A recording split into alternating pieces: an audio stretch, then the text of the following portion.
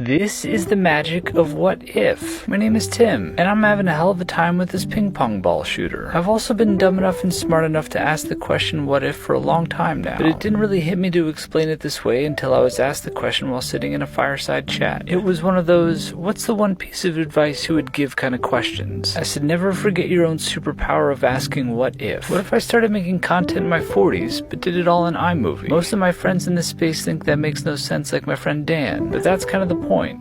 The whole potential power in what if is just asking the question. What if I started getting up at 4 a.m.? What might be possible then? What if I wanted one of those high-powered morning routines, but I didn't want to do what everybody else did? What if I got out early enough so that I could make it home in time to make French toast so my wife could chase her what if? What if she wanted to pick up running in her mid-20s and shave off over an hour and a half time over 20 years? What if my true career goal was to be a work-from-home dad? What if that cat that's at my back door really just wants to be let through the house? What if he really does know that this is just a shortcut out to the sidewalk? What if my kid wanted to be a black belt in Taekwondo? What if my wife also wanted a piece of French toast? And what if she became a certified running coach and started a newsletter? Obviously, there's never any guarantees about outcomes, but we can never quiet the what if in our mind. Because if we don't allow ourselves to think it, say it out loud, and then try it, then a lot of things will just never happen. What if I made an 8-minute TikTok responding to a question from somebody in business school? And what if it flops? Well, who gives a shit? At least I tried. Especially when we know that the what if could lead to us putting something valuable on the table. What if we were so comfortable in our ability to think freely and really did not care about what happened on the other side? It's how this what if idea turned into one of the biggest breakthroughs in my career. It's how editing 2,000 pieces like this led to this. What if is how this really bad idea led to this, which is where the question came up about one piece of advice to give, which led to the answer of what if. In my humble opinion, once you ask some of those questions out loud for the good, then it becomes impossible to put it back in the bag. What if I pulled that goddamn thing out every single commute while I was in corporate America? Then I became scared of what happens if I don't. What if I'm scared that idea is so stupid that I don't pitch it? You could obviously what if yourself into a corner about things not working out. But what if you started something like Snack Hour